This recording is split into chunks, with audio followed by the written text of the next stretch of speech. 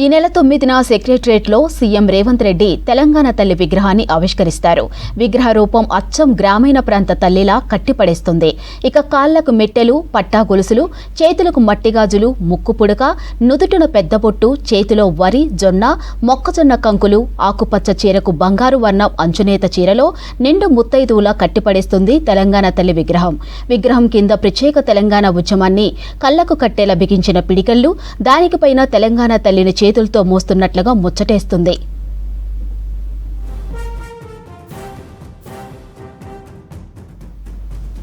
ఇక తెలంగాణ తల్లి నూతన విగ్రహాన్ని అధికారికంగా ప్రకటించింది రాష్ట్ర ప్రభుత్వం. కొత్త విగ్రహం రాష్ట్ర సాంప్రదాయాన్ని, బహుజనుల ఉద్యమ భాగస్వామ్యం, పోరాట స్ఫూర్తిని ప్రతిబింబించేలా రూపొందించారు. ఇక గత తెలంగాణ తల్లి విగ్రహం రాచరికపు హావాభావాలతో వాస్తవ ప్రజాజీవనానికి విరుద్ధంగా ధనిక స్త్రీగా చిత్రీకరించారన్నారు కొత్త విగ్రహ రూపశిల్పి ఎంవి రమణారెడ్డి. ఈ కారణంతోనే ప్రజల మన్ననలు పొందలేకపోయిందన్నారు. నూతన విగ్రహం తెలంగాణ సాంప్రదాయాలు, సంస్కృతిని ప్రతిబింబించేలా ఉందన్నారు. ఇక పాత తెలంగాణ తల్లి కాంస్య విగ్రహాన్ని కూడా గత సర్కార్ ఆదేశాలతోనే రమణారెడ్డి తయారు చేశారు.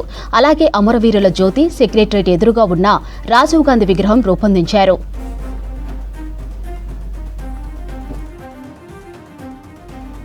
ఇక ప్రజల భాగస్వామ్యం ఉండేలా తెలంగాణ తల్లి విగ్రహం ఉండాలని సీఎం చెప్పారంటున్న ఆర్టిస్టులు గంగాధర్ రమణారెడ్డితో Yadagiri face to face. December 9న సెక్రటరియట్ ఆవరణలో తెలంగాణ తల్లి విగ్రహాన్ని ఆవిష్కరించబోతున్నారు. దానికి సంబంధించినటువంటి ఏర్పాట్లన్నీ కూడా సెక్రటరియట్ ముందు కొనసాగుతున్నాయి. ఇక విగ్రహం ఆల్రెడీ సెక్రటరియట్ కు చేరుకున్నది. మరి విగ్రహాన్ని తయారు చేసినటువంటి శిల్పులు మనతో పాటు ఉన్నారు. సో ఈ ఆలోచన ఎట్లా వచ్చింది? మరి గతంలో కూడా ఒక తెలంగాణ తల్లి అనేది తీసుకొచ్చారు. తర్వాత కాంగ్రెస్ అధికారంలోకి వచ్చిన తర్వాత మరో తెలంగాణ తల్లి విగ్రహాన్ని తయారు చేశారు. సో ఆ తెలంగాణ తల్లికి ఇప్పుడు కొత్తగా ఏదైతే తెలంగాణ తల్లి విగ్రహాన్ని తయారు చేశారో దీనికి డిఫరెన్స్ ఏంటి? సో ఎట్లా ఈ ఆలోచన ఎట్లా వచ్చింది ఏంటి అనేది తెలుసుకునేందుకు మనతో పాటు శిల్పులు ఉన్నారు. వాళ్ళని అడిగి దీనికి సంబంధించినటువంటి మరిన్ని విషయాలు కూడా తెలుసుకుందాం. సార్ చెప్పండి, గతంలో కూడా ఈ తెలంగాణ తల్లికి సంబంధించిన దాన్ని మీరే తయారు చేశారు, ఇప్పుడు కూడా మీరే తయారు చేశారు. దానికి దీనికి డిఫరెన్స్ ఏముంటుంది? యాక్చువల్గా ఇప్పుడున్న మన ముఖ్యమంత్రి గారు నాకు ఒకసారి పిలిచి లేదా తెలంగాణ తల్లి అనేది ఎలా ఉండాలి అనేది లేదా ఆయన ఒక వివరణ ఇచ్చారు నాకు. సాధారణ మహిళ అంటే పోరాట ప్రతిమ కలిగిన సాధారణ మహిళ లాగా ఉండాలి. అది కూడా లేదా అంటే ఆ ఆడంబరాలు అలాంటివి ఉండకూడదు. చూస్తే లేదా ఆమెలో చూస్తుంటే శాంతం ఉండాలి, అవసరానికి లేదా పోరాటమూర్తి లాగా కూడా ఉండాలి అనేది ఆయన అభిప్రాయం. సో దాని తగ్గట్టు లేదా నేను కూడా ఒక 5-6 డ్రాయింగ్స్ చేసి చూపించాను. యాక్చువల్గా ఏంది, నాకు ప్రిన్సిపల్గా నాకు ఆయన బాధ్యతలు చెప్పారు. నేను కొన్ని డ్రాయింగ్స్ ఇచ్చాను. దాంట్లో ఆయనకు ఒకటి నచ్చింది. అందులో ఏంటంటే పోరాటంతో సాధించిన తెలంగాణ తల్లి. యాక్చువల్గా ఏంటంటే మన తెలంగాణ తల్లి అనేది పోరాటంతో సాధించాం మనం. అందుకని నేను ఏం చేశాను, పోరాటం కోసం సింబల్గా నేను పిడికిళ్ళు పెట్టాను. పెడస్టల్లో పిడికిళ్ళు సాధించాము, కాపాడుకుంటాము అనడానికి ఆ చేతులు లేదా పైకి ఇట్లా పెట్టాము. సో ఇది లేదా మన ముఖ్యమంత్రి గారికి బాగా నచ్చింది. సో దీన్ని ఆ పెడస్టల్గా పెట్టినందుకు ఆ కాన్సెప్ట్ అనేది లేదా కరెక్ట్గా అక్కడ చూపిస్తుంది. అది తెలంగాణ తల్లి అనేది లేదా ఊరికేనే రాలేదు, తెలంగాణ అనేది ఊరికే రాలేదు. ఎన్నో పోరాటాలు, ఎంతో మంది అంటే బహుజనులు, సబ్బండ వర్ణాలు వీళ్ళందరూ పోరాటంలోనే ఇవన్నీ సాధ్యమైంది. కాబట్టి లేదా ఆ కాన్సెప్ట్ అనేది ఆ భావం అనేది దాంట్లో కనబడాలంటే నేను దాన్ని పర్టికులర్గా ఫస్ట్ డ్రాయింగ్ చేసి చూపించాను. తర్వాత ఆ కలరింగ్లో మటుకు లేదా సీఎం గారికి, ఎందుకంటే సీఎం గారు కూడా ఆర్టిస్ట్ ఆయన, ఎందుకంటే ఆయన మామూలు కాదు, ఆయన కూడా మంచి ఆర్టిస్టు. 35 ఏళ్ల క్రితం నుంచే నాకు పరిచయం అయినా. సో ఆయన చూసి లేదా దీనికి కలర్స్ ఏముంటే బాగుంటాయి అనే దాని మీద కొంచెం డిస్కషన్ అయింది. దాంట్లో ఆ డిస్కషన్ లేదా మనకు లేదా మన రాష్ట్రం సుభిక్షంగా ఉండాలంటే మన తెలంగాణ తల్లి చీర గ్రీన్ ఉండాలి అనేది ఆయన కోరుకున్నాడు. నాకు కూడా సబబు అనిపించింది. దాని ప్రకారమే నేను ఆ గ్రీన్ శారీని యాడ్ చేశాను. అలాగే లేదా మన తెలంగాణ మంచి పంటలతో ఉండే రాష్ట్రం ఇది కాబట్టి దానికి చిన్నంగా ఆమె ఎడమ చేతిలో జొన్న, మొక్కజొన్న, వరి, ఇంకా సజ్జలు ఇవన్నీ లేదా నేను ఆ ఎడమ చేతిలో. ఇంకోటి దాంతో పాటు లేదా ఇప్పుడు సాధించాము, ఆల్రెడీ వచ్చింది మనకు తెలంగాణ. ఇప్పుడు ఏంది, తెలంగాణ నుంచి అభయహస్తం కావాలి అంటే అభయహస్తం అనేది చాలా ముఖ్యం. దానికోసమని అభయహస్తం అనేది ఒకటి పెట్టాము అందులో. లేదు సరే, అంటే ఇప్పుడు తయారు చేసింది ఒకటి ఉంది, గతంలో కూడా మీరే చేశారు కదా, సో ఆ విగ్రహానికి దీనికి డిఫరెన్స్ మీరు అబ్జర్వ్ చేసింది ఏంటి? డిఫరెన్స్ ఏంటంటే లేదా అందులో కిరీటాలు ఆభరణాలు ఎక్కువన్నాయి, వడ్డాణాలు కిరీటాలు. ఇంట్లో అట్లాంటి లేదు. గ్రామీణ మహిళ, పోరాట ప్రతిమ కలిగిన గ్రామీణ మహిళ, సాధారణ మహిళలాగా చూపించాము ఇక్కడ. ఎందుకంటే ఆ ఆడంబరాలు అనేది ఇక్కడ చూపించలేదు. ఇది సీఎం గారి కోరిక, ఇది ఆయన కాన్సెప్ట్ అనేది. దానికి విజువలైజేషన్ నాది మెయిన్లీ. ఇక్కడ నా పార్టీ విజువలైజేషన్, ఆ విజువలైజేషన్ నేను రూపంగా మార్చాను. తెలంగాణలో కాటన్ శారీసు, మంచి పచ్చని గ్రీన్ కలరు, ఒక బంగారు వర్ణం గల బార్డర్సు, ఎర్ర గాజులు, పచ్చ ఇంకా ఎర్ర కాంబినేషన్తో గాజులు ఉంటాయి. ఇది సాధారణంగా మనకు బయట కనబడుతుంటుంది. ఇదే సాధారణమైన అని చెప్పి నేను దాన్ని రూపకల్పన చేసిన. అట్లా అంటే ఒక విషయం, అంటే మీరు గతంలో కూడా చేశారు కాబట్టి మళ్ళీ ఒకసారి ప్రస్తావన తీసుకొస్తున్నా. అప్పుడు కేసీఆర్ లేదా కోరుకున్న మేరకే చేసింది. అది కూడా ఆయన ఇచ్చింది, అది కూడా కాన్సెప్ట్. ఎందుకంటే అంతకుముందు కూడా చాలా మంది ఇచ్చారంట, కానీ ఆయనకి అదేందో మరి మళ్ళీ మార్పు చేసి నాకు ఆ కిరీటంతో ఆ వడ్డాణము, ఆ బతుకమ్మ, అది కూడా ఆయన ఇచ్చింది. అప్పుడు మీ అభిప్రాయం చెప్పండి. ఆ విగ్రహాన్ని మీరే తయారు చేశారు, ఈ విగ్రహాన్ని మీరే చేశారు కదా, ఈ రెండిట్లో ఒక కళాకారుడిగా పనిచేశాను. కానీ అభిప్రాయాలు అనేది ప్రజల మీదకి వదిలేస్తాను నేను. ఎందుకంటే ఒక్కొక్కరి అభిప్రాయం అంటే అభిప్రాయం అనేది నేను చెప్పడానికి లేదు. అక్కడ నాకు నచ్చింది కాబట్టి నేను నచ్చేదాకా వర్క్ చేస్తాను. నేను ఏదైనా ఆర్టిస్ట్గానే పనిచేస్తాను. నేను మన తెలంగాణ తత్వం కనబడుతుందా అనేది అంతవరకు చూడగలుగుతాను నేను. ఒక వాస్తవం ఏదో బతుకమ్మ ఉంటేనే తెలంగాణ. అట్లా చాలా పండుగలు ఉన్నాయి కదా మనకి. ఇప్పుడు కొత్తగా సదర్ పండుగ కూడా ఉంది, సమ్మక్క సారక్క మన పండుగనే.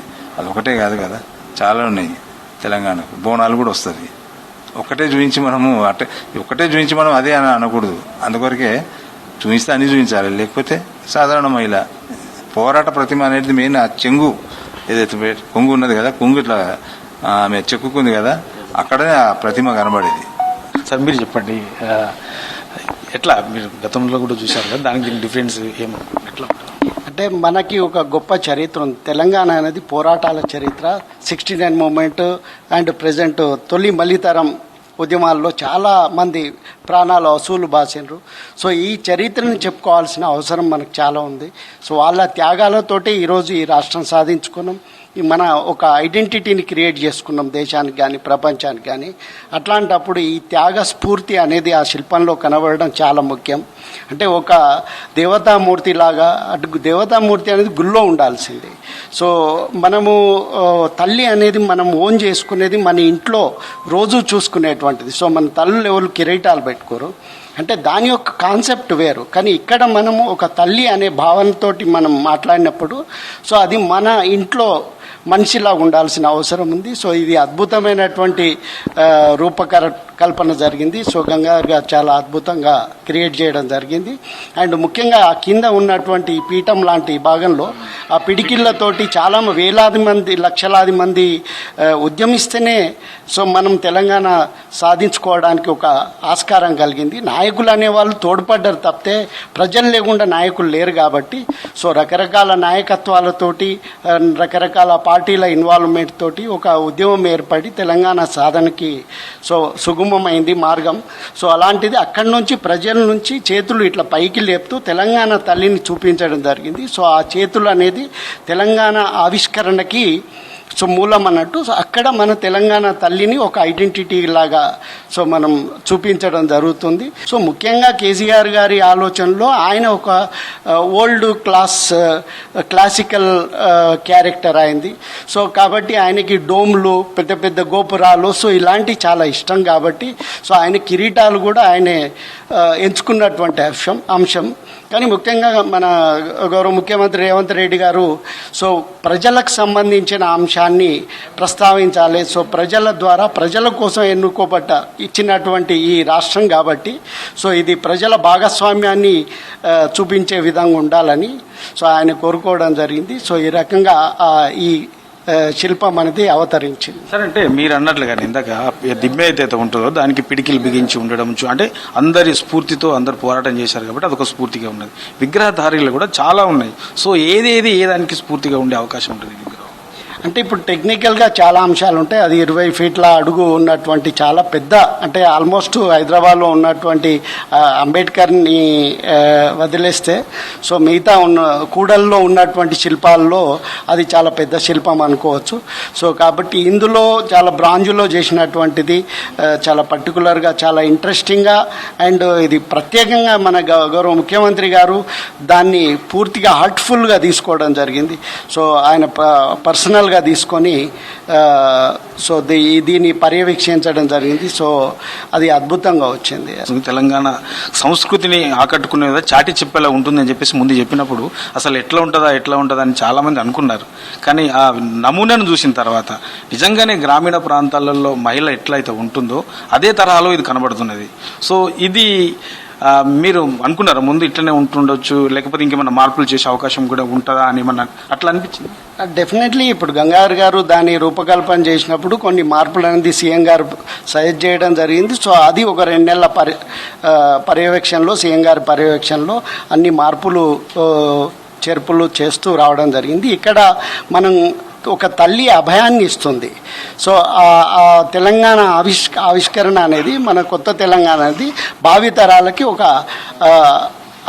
హస్తాన్ని అంటే దాన్ని బ్లెస్సింగ్ ఇస్తుంది అండ్ ఒక కాన్ఫిడెన్స్ ఇస్తుంది. సో కాబట్టి ఆ భావన అనేది అందులో ఉట్టిపడే విధంగా అది తయారు చేయడం జరిగింది. ముఖ్యంగా గ్రీను ఇవన్నీ కూడా మనది వ్యవసాయాన్ని నమ్ముకున్నటువంటి రాష్ట్రం కాబట్టి ఇది అగ్రికల్చర్ని రిప్రజెంట్ చేస్తూ ఉన్నటువంటి అన్ని ఆ చేతిలో ఉన్నటువంటి వస్తువులు కావచ్చు లేదా గ్రీన్ శారీ, సో ఇవన్నీ కూడా మన అగ్రికల్చర్ని రిప్రజెంట్ చేస్తున్నటువంటి శిల్పం. అది డిసెంబర్ 9న విగ్రహ ఆవిష్కరణ, దానికి సంబంధించి ఎట్లా చేశారు ఏంటి, దానికి ఉన్నటువంటి చరిత్ర ఏంటి అనేది చెప్పడం జరిగింది. ఇది మొత్తానికి ఈ తెలంగాణ తల్లి విగ్రహానికి సంబంధించినటువంటి విశేషాలు. కెమెరా పర్సన్ రవీందర్తో Yadagiri, V6 news, Hyderabad.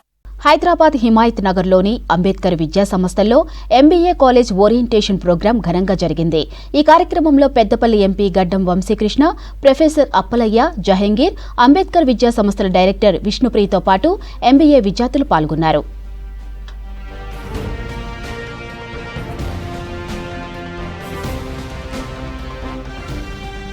Private కంపెనీల్లో ఇంటర్వ్యూస్పై సలహాలు, సూచనలతో పాటు టెక్నాలజీ, AI చాట్ GPTపై వివరించారు గడ్డం వంశీకృష్ణ. తాను ఫేస్ చేసిన స్ట్రగుల్స్, సక్సెస్ స్టోరీ విద్యార్థులతో పంచుకున్నారు.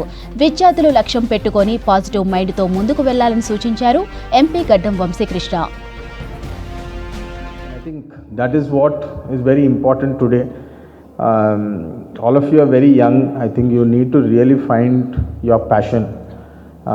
This is something that is very important. I keep talking a lot about passion wherever I go.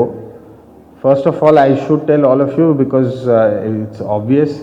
I am a class A product of nepotism. I am very lucky to be where I am. I got very good opportunities right from my childhood, and I was really enjoying myself. I was not at all serious in my life. I had anything I asked for, my parents gave me. I was very fortunate, very lucky in that space. 24 years of my life, I really got whatever I wanted, whatever I needed, more than what I wanted. It's time to live for a better cause. That's what my initial thought process was. I said, okay, need to do something better than while away my time, than just enjoy on what my grandfather has done or what my father has done. And that is when I started thinking, what can I contribute to my surroundings, my company, my society. It's all eco-friendly, sustainable construction. It's a substitute to plywood. It's a substitute to deforestation. So these were the things that really caught my attention. But I would always feel, why can't we have leaders and role models who are from India? Today you're talking about Satya Nadella or you're talking about Sundar Pichai. But 10 years back I would always keep thinking, why can't we have leaders who we look up to from India, right? Like somebody like Ratan Tata who passed away. But 10 years ago I was like, okay, why can't I be that? I was thinking in that line, and I think this is very important for each one of you also. This is what My grandfather always told me. This institution provides you all that conceptual skills, but this technical, partly institution also provides you technical skills. And soft skills also it provides you by offering like some lectures and some seminars and presentation programs. This is one method, it is given to you. Apart from that, you have to be yourself transform. We are in the era of, we are in the era of technology driven era, and we are in the era of disruptive technology. Today, the whole game of the opportunities changed because of this disruptive technology. Look at the AI is one technology is shaking the minds of the people. Whether I'll get a job if AI takes over all the jobs. Dear students, you need not to worry about AI. AI is only displacing the jobs, not taking away jobs, not eating away jobs. AI only displays. త్వరలోనే వికలాంగుల పెన్షన్ల పెంపు, ఇతర pending సమస్యలను పరిష్కరిస్తామన్నారు మంత్రి సీతక్క. వికలాంగుల corporation chairman Muttineni వీరయ్యతో కలిసి హైదరాబాద్ మలక్పేట్లోని బదీరుల ఆశ్రమ పాఠశాల, మాసప్ ట్యాంకులోని అందుల పాఠశాల, సరూర్ నగర్లోని వికలాంగుల పాఠశాల విద్యార్థులకు దుప్పట్లు పంపిణీ చేశారు మంత్రి సీతక్క. ఇక బదిరుల విద్యార్థుల కోసం త్వరలోని ఇంటర్ కళాశాలల ఏర్పాటుకు చర్యలు తీసుకుంటామన్నారు. వికలాంగులకు పింఛన్లు నేరుగా వారి బ్యాంక్ ఖాతాలో వేసేందుకు సానుకూలంగా ఉన్నామని తెలిపారు మంత్రి.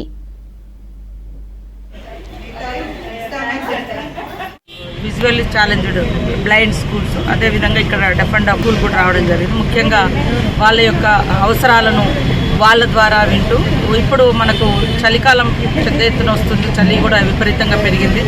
వాళ్ళకు పార్ట్లో ఏదో ఒక భాగంలో డిజేబుల్డ్గా ఉన్నారు కాబట్టి వాళ్ళకు అనారోగ్యం కూడా వచ్చే పరిస్థితి ఎక్కువ ఉంటుంది. సో దీన్ని దృష్టిలో పెట్టుకొని అన్ని మన డిజేబుల్ స్కూల్స్లలో దుప్పట్ల పంపిణీ, ఒక్కొక్కరికి 3, 2 అట్లా దుప్పట్ల పంపిణీ కార్యక్రమం కూడా పెట్టడం జరిగింది. వాళ్ళు ఈ సందర్భంగా కొన్ని అంటే వాళ్ళ కోరికలు కూడా చెప్పారు. ఇక్కడ డెఫెండంలో మనకు 10th క్లాస్ వరకే ఉంది, ఖచ్చితంగా ఇంటర్ చేయాల్సిన అవసరం. 10th తర్వాత ఎక్కడ స్కూల్ లేదు కాబట్టి డెఫెండం పిల్లలకు కూడా ఇంటర్గా ఈ యొక్క స్కూల్ను మార్చడం జరుగుతుంది రాబోయే కాలంలో. అదేవిధంగా పెన్షన్ కూడా కొంత డిజేబుల్లో నడవలేని పరిస్థితి వాళ్ళు కానీ, లేదా పూర్తిగా చూడలేనటువంటి వాళ్ళకు ఊర్లలో పోయి పెన్షన్ తీసుకోవాలంటే కూడా కష్టంగా ఉంది. సో వాళ్ళు మాకు బ్యాంక్ అకౌంట్లలో కూడా అన్నీ డైరెక్ట్గా వేయండి అని కూడా చెప్పడం జరిగింది. దీని పట్ల కూడా మేము సానుకూలంగా ఉన్నాం. వాళ్ళ పరిస్థితిని బట్టి మా శాఖ సెర్ప్ డిపార్ట్మెంట్ నుంచి కూడా డిస్కస్ చేసుకొని తొందరలోనే వేయడం జరుగుతుంది. ముఖ్యంగా వాళ్ళ సంక్షేమం దేశవ్యాప్తంగా కూడా దాదాపుగా పెద్ద ఎత్తున ఈ డిజేబుల్ పర్సన్స్ ఉన్నారు. ముఖ్యంగా వాళ్ళకి ఒప్పుకున్న ప్రకారం రాబోయే తొందరలోనే పెన్షన్స్ కూడా మేము ఇంక్రీజ్ చేయడం జరుగుతుంది. ప్రపంచాన్ని మార్చే శక్తివంతమైన ఆయుధం విద్య అన్నారు NALSAR university vice chancellor Krishnadevarao. ఇక గుంటూరు జిల్లా చేబ్రోలు మండలం వడ్లమూడిలో విజ్ఞాన్ యూనివర్సిటీ 2వ స్నాతకోత్సవం నిర్వహించారు. దేశానికి నైపుణ్యం కలిగిన విద్యార్థులను అభివృద్ధి చేస్తున్నారని విజ్ఞాన్ యూనివర్సిటీ నిర్వాహకులను అభినందించారు. ఇక సమాజానికి తిరిగి ఇవ్వవలసిన బాధ్యత అందరిపై ఉందన్నారు విజ్ఞాన సంస్థల chairman Lavu Rattaiah. MCA, MBA పూర్తి చేసిన 860 విద్యార్థులకు డిగ్రీలు అందజేసింది Vignan university.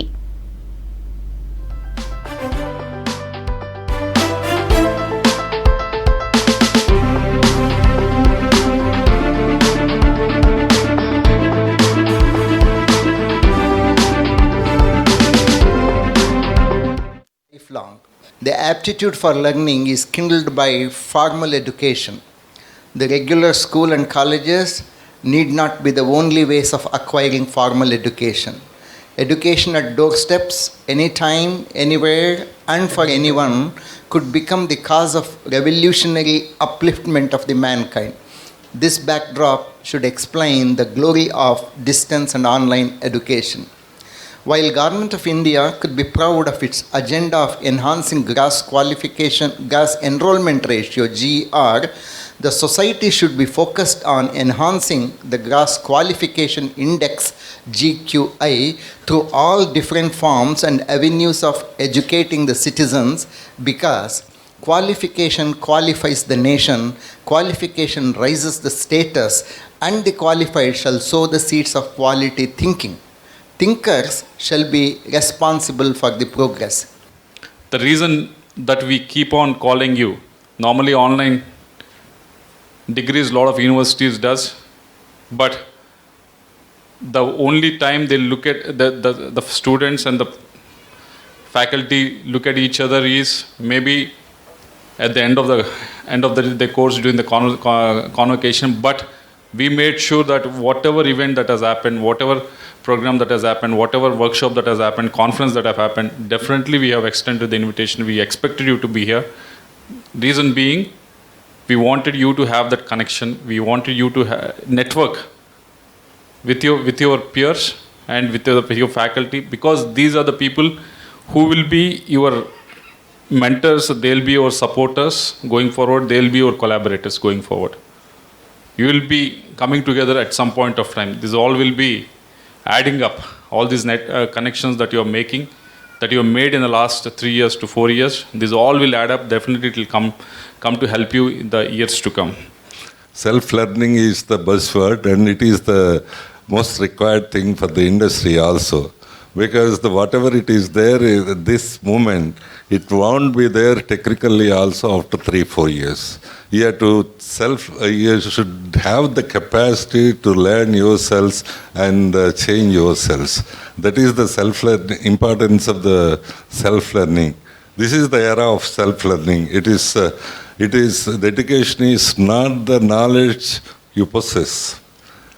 Education is, once again, telling you the knowledge that you possess. That is very much in the textbooks, very much in the digital media. Education is the capacity to learn on your own. That is the new form of education nowadays for the 21st century. Mahatma Gandhi and Nelson Mandela memorably underscored the foundations of internal factors of a human being that are applicable to students also. Learn from acquiring knowledge. Learn for improving the quality of life. Learn life management skills. The knowledge, competencies and skills you have gathered from Vijnan's University will help you to contribute to the overall development of the